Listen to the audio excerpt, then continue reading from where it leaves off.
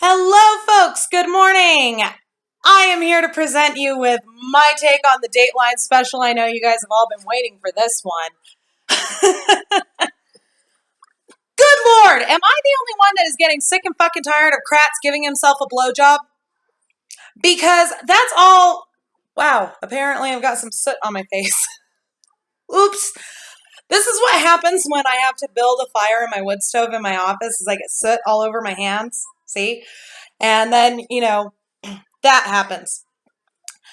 It looks like an epileptic trying to do the Vogue. I'm so sick and tired of Kratz sucking his own dick that Kratz, stop it. Stop talking.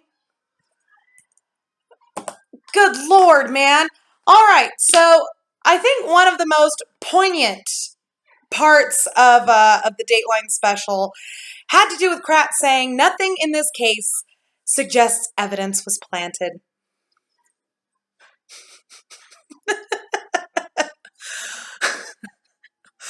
Kratz, shut up. You're just making it worse for yourself. I feel like John Cleese in The Life of Brian when they're stoning the old man. You're only making it worse for yourself. I mean, come on. How can you honestly say that nothing in this case suggests planted evidence?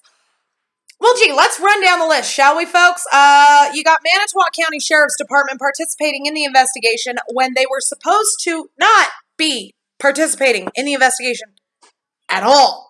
That's why Kratz was even brought onto the fucking case to begin with, is because the Manitowoc County District Attorney brought him on to put on a good show of Manitowoc County not being involved. And then Manitowoc County was involved. They were all the way involved. They were so fucking involved, even Ron Jeremy stood back and said, Jesus Christ, lay off the bitch. I mean, come on, folks.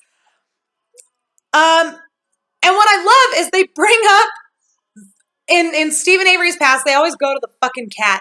It was a goddamn cat. He fucking served his time for the cat, and he owned up to it. He said, yes, I fucking did it. He did his time. So shut up about the fucking cat. The cat is irrelevant. Number two, they brought up the woman held up at gunpoint by him, or held at gunpoint in her car. She was his cousin, and she was doing nothing but going around town talking shit to everybody about him. And I'm not saying that excuses what he did. I'm not. But I am saying she was not fucking blameless. She was not an innocent victim here, people. It's simple fucking mathematics.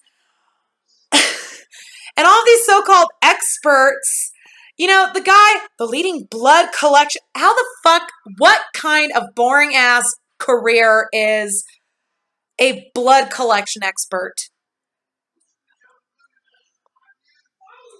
The fuck was that? Are you kidding me? Well, yeah, it can get... yes, it can, but not beyond the first fucking layer of sealing, you dumbass.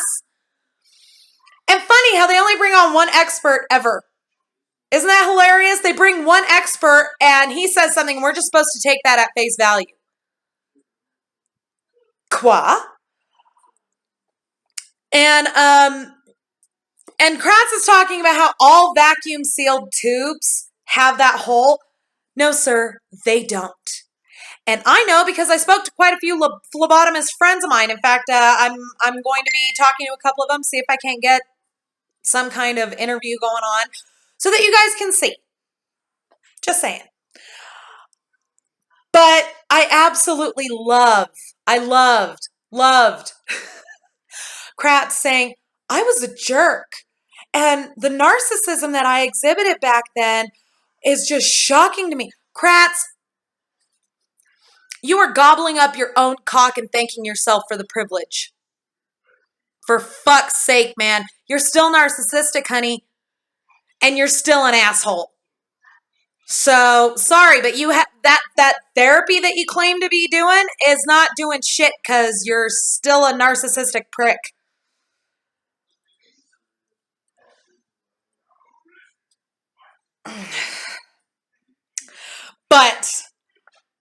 the best part comes towards the end with the Kratz law firm sign when experience matters. I am trying so hard not to make. When experience matters. Was that one of the texts that you sent to the domestic violence victim? You're not supposed to take your company slogan from your sex scandal. Seriously. You're a fucking joke. And I think the funniest part, the biggest punchline of that joke is that you are unaware what a fucking joke you are. Seriously, folks, why does this man still have a law license? Anybody else, and they would have fucking nailed his ass to the wall. At the very end, though, of course, Dateline has to pluck your sympathy string. The innocent killer author talks about how Teresa's story has been lost. And, you know, folks, I actually agree with that. I very much agree with that. And I agree that Teresa's story needs to be better told. The problem is, and, you know, innocent author or innocent killer author, whatever your name is, Teresa's story has been lost. And you can thank Ken Kratz for that. He has plucked the shit out of this fucking case to divert attention from his own fuck-ups so much that now it has really become Stephen Avery at the center. And see, that's the thing here, folks, is that Teresa Halbach's story will continue to be lost until the real killer is definitively identified. And if I've said it once, I've said it 1,000 fucking times, and I'm probably going to say it quite a few more. But here's the thing, folks. Whether or not Stephen Avery is guilty is completely irrelevant to me. I don't know if he is or he isn't. I don't claim to know these things. All I can say is that I'm leaning more towards he's not guilty. I'm leaning that away because the evidence is telling me so. However, I do believe that Brendan Dassey is completely fucking innocent. He got railroaded by Kratz because Kratz didn't have shit of a case. But until her killer is definitively identified, Teresa's story is going to be lost. And that's the fucking sad part here, folks. Kratz is more concerned with keeping Stephen Avery where he is than he is in actually identifying Teresa's killer. And he has been like that. He has been that single fucking minded since November 3rd of 2005. And that is bullshit. If I was her mother, I'd be climbing so far up his ass I would build a nest. I'm sorry, but no, none of my babies gets brutally butchered like that and burned, and I don't do something about it. Fuck that. In fact, if anybody hurts any of my babies, you better hope the fucking cops find your ass before I do.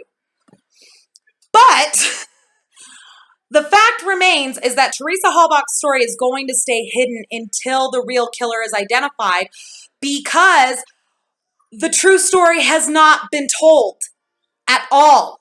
And that's the story that stars Teresa Halbach. Once all this shit with Stephen Avery is dealt with and handled, Teresa Halbach can come forward and she can speak. But we won't know the story until that killer is identified. And I mean to find him myself if I have to. Because that's not fair and it's not fucking cool. But nothing can be told until the killer is known. Until the real story is known, folks. And that is where Dateline fucking lost it. They're playing right into Ken Kratz's hands. Why don't you, are you guys like lining up for a fucking gravy train or what? Seriously. Oh my God. All right, folks, back to Brendan Dassey's February 27th interview. We'll see you soon. Thanks for watching.